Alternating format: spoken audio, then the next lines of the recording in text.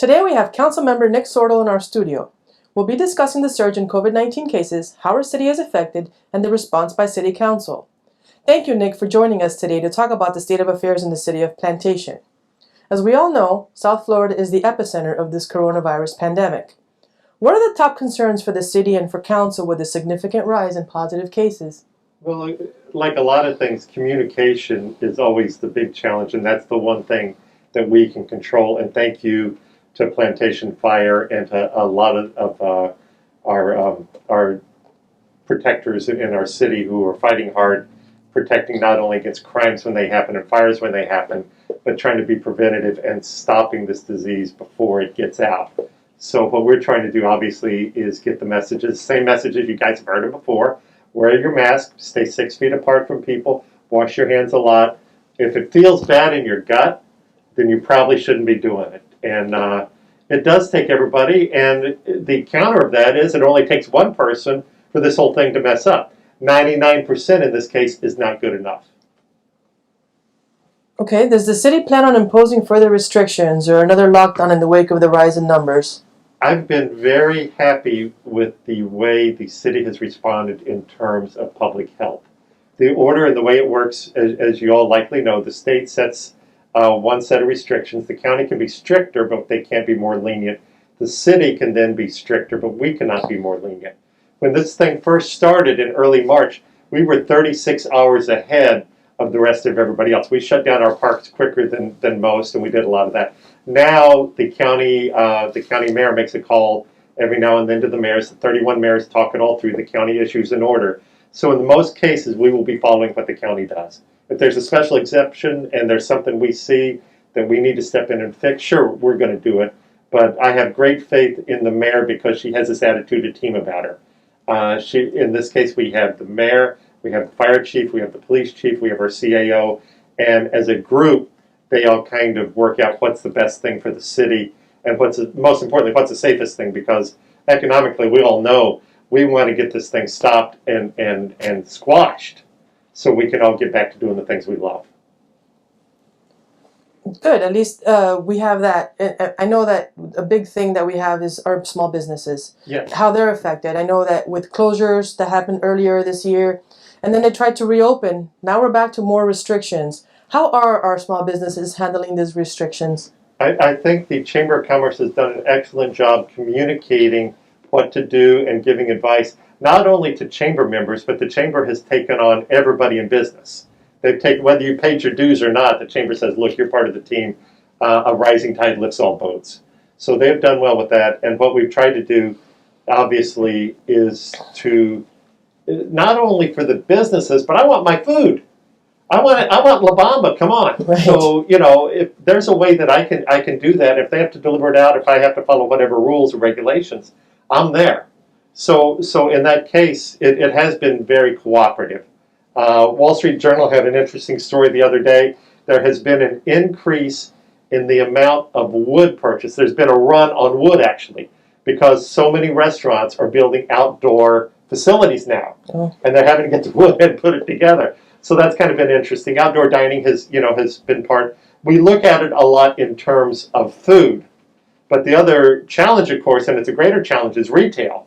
I still love to buy my clothes in person. I don't know about you guys. Some people will buy clothes online. But other products, man, we are Target, Amazon, getting it all shipped here. Those retail-type businesses, they're going to be in for a challenge, and we're going to try to look at ways to help them as much as we can.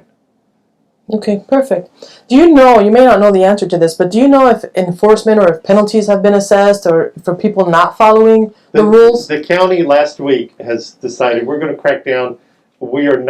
We're doing away with the warning phase. We're doing away with the, hey, we're going to give you a warning. Right now, there will be a citation. And I think that's the right way to go. By now, everybody knows the rules. The ignorance of, oh, I didn't know that. I mean, you've been in your home now for 3 months because of this disease. So you know, because of this pandemic, you know that something's going on. So now, if you are not in compliance, our city administration has made sure that everybody knows it's going to cost you.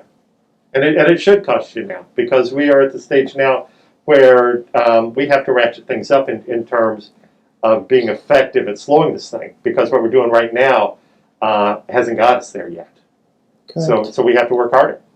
Yeah. Okay, what measures, now we're talking about businesses, now let's talk about citizens and Yes. employees. What measures has the city or city council taken to protect the citizens and the employees? The city council actually doesn't have the piece of that we do, but we communicate. And like I mentioned that team before, I feel like I'm a big part of that team too, and I feel welcome that the mayor and Jason Nunemaker, our CAO, they welcome our input. Like, for example, when they called and kids were playing basketball, and they go, well, we don't know how to stop them from playing basketball. I said, take down the hoops. And so the hoops came down, and so that's my one thing I did to make the world better. But for example, like that, there are instances that we do case by case by case. To get the residents safe, we want the phone to ring. If you know there's a party, the Airbnb thing has been a big issue. Vacation rental people throwing parties. We want the phone to ring. We want the police to be out there. Just so you know, please put this number in your phone. Plantation Police, Market Plantation Police, 954-797-2100,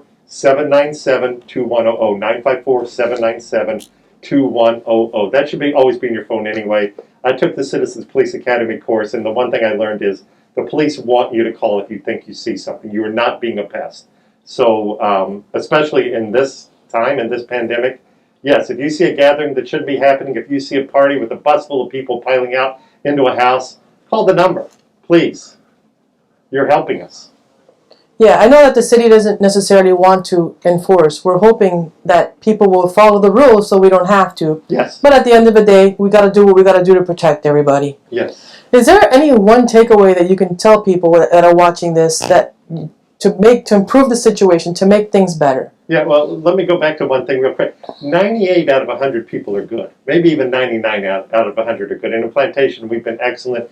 People understand, people get it. It's that 1%. And how do you police that 1%? Well, a pat on the back and a simple, oh, please do better won't get it done for them. Right. So the 1 out of 100 need the kick in the rear. So we have to give that kick in the rear.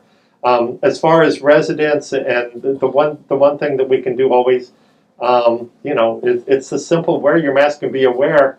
My wife was upset because the washing guy came in, the washer machine repairman came in, and she didn't wear her mask for 5 minutes.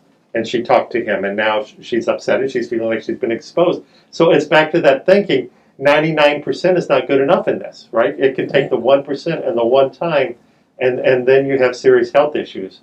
So, for the most part, we are good at this. For the most part, we are diligent, and we have to keep doing it, and we have to keep each other encouraged. I guess that's the big takeaway I get it at. If it's encourage each other, we can do it. Look, we're having dark days, and you're having the same day over and over, and it's been 3 or 4 months. It feels like a bad version of Groundhog Day right now. Yes. So pick each other up. If you have a chance, encourage each other and say, good there, and, but that's my philosophy on life all the time. But especially in this time, I think that's valuable. Perfect. Thank you. Once again, we'd like to thank Councilmember Nick Sortal for joining us today. We heard some important information, and we appreciate you taking the time. Delighted to do it. Anytime we can talk about our city and we can communicate to help our residents do things better, that should be a goal of the cities. Thank you. Just a reminder, wear your mask, wash your hands, and maintain social distancing. Stay safe, everyone.